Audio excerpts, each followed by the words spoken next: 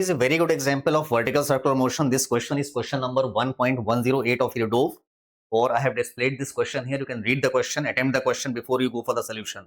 So let me explain the question first. Question बोलता है कि एक spherical surface है, let it be hemispherical, और इस spherical या hemispherical surface के टॉप मोस्ट पॉइंट पर सी, जैसे मान लो ये एक स्मूथ हेमिस्फेयर है ऑफ रेडियस आर, इसके टॉप मोस्ट पॉइंट पे एक मास रखा हुआ है. Now this mass was at rest, sphere was at rest. अब क्या कर रहे हैं क्वेश्चन में कि this hemisphere is being accelerated towards right with some acceleration a. Rudolf की लैंग्वेज में this has been represented by w या omega, but I have taken a here. तो पूछा गया है कि जब ये पार्टिकल गिरेगा और कॉन्टैक्ट लूज होगा सरफेस से, तो उस समय स्पीड क्या होगी और उस समय एंगल क्या होगा. इसके दो पार्ट्स हैं.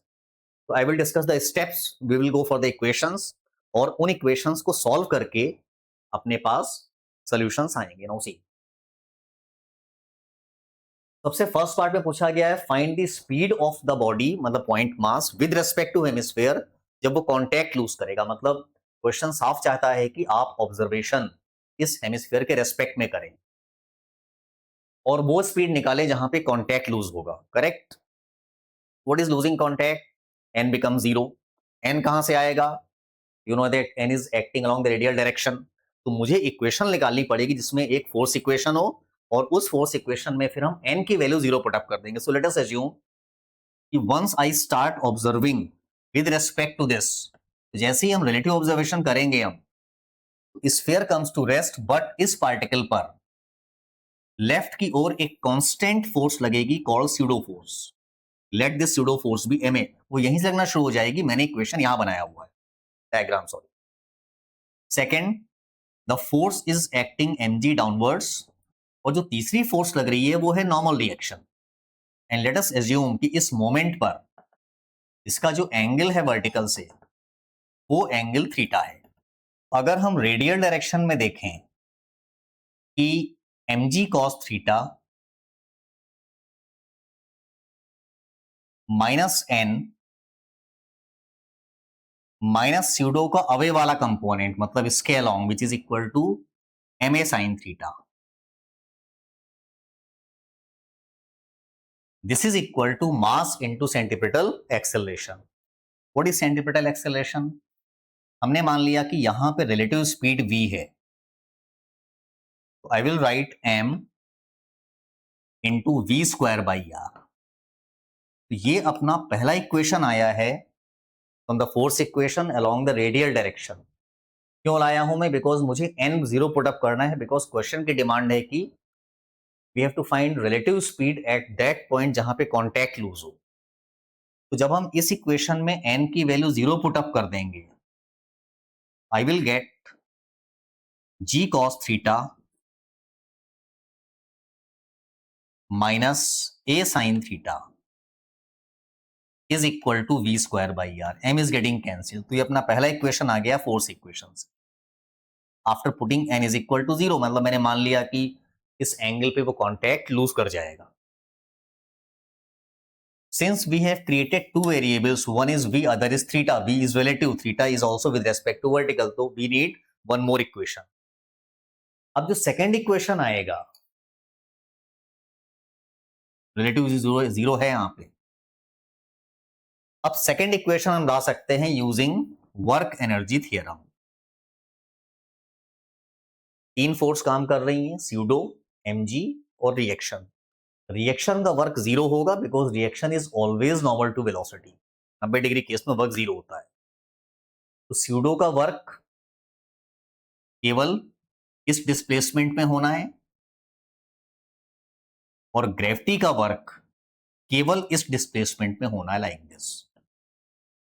ऐसे you will write work by pseudo is equal to ma r sin theta. Correct. And work by gravity is mg into this vertical displacement. दोनों का वर्क पॉजिटिव है. you'll write mg and this vertical displacement is r minus r cos theta.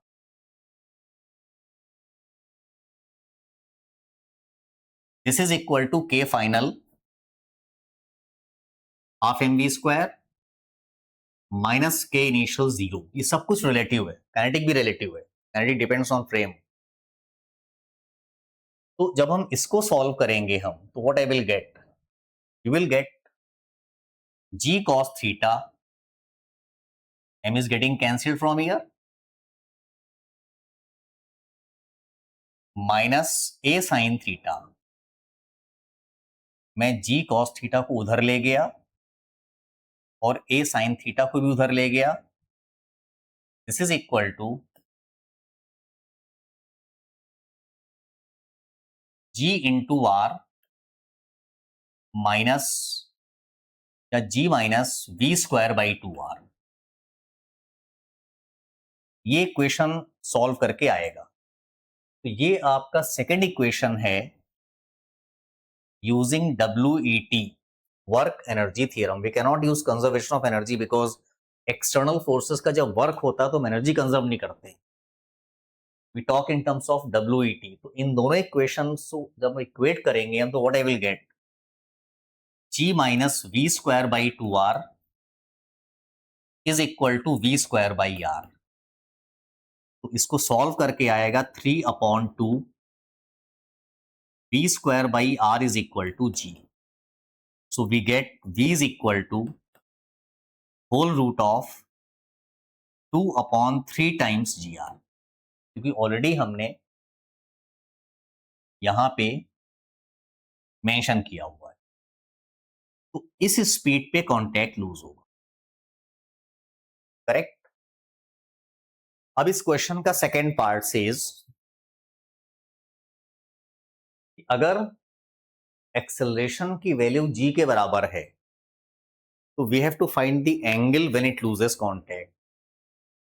तो मेरे हिसाब से if I take this equation, इसमें हम a की वैल्यू क्या पुटअप करेंगे, g के बराबर, और v स्क्वायर बाई आर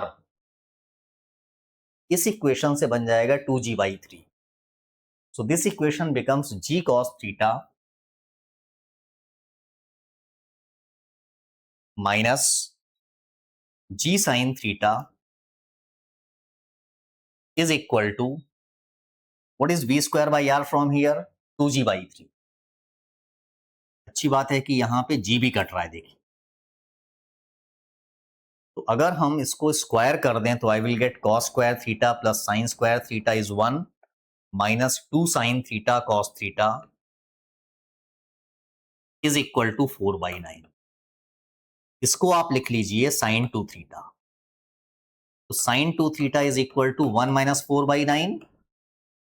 तो you will get sin 2 theta is equal to 5/9। इसको सॉल्व करके यूजिंग कैलकुलेटर आप आंसर मैच कर सकते हो। This was very good example of vertical circular motion, जिसमें कि रिलेटिव ऑब्जर्वेशन भी है और स्यूडो फोर्स को अकाउंट में लेने के बाद हमने स्पीड रिलेटिव निकाली है। Again we are using two equations, one is the contact losing condition n is equal to 0 and other is, यहाँ पे हम लोगों ने एनर्जी कंजर्वेशन नहीं किया बट WET लगाया है, मतलब हमने इनिशियल टू फाइनल पॉइंट को रिलेट किया है for second equation in v and theta. To do practice this question is excellent question for the practice, so I hope this question is clear. So thank you so much.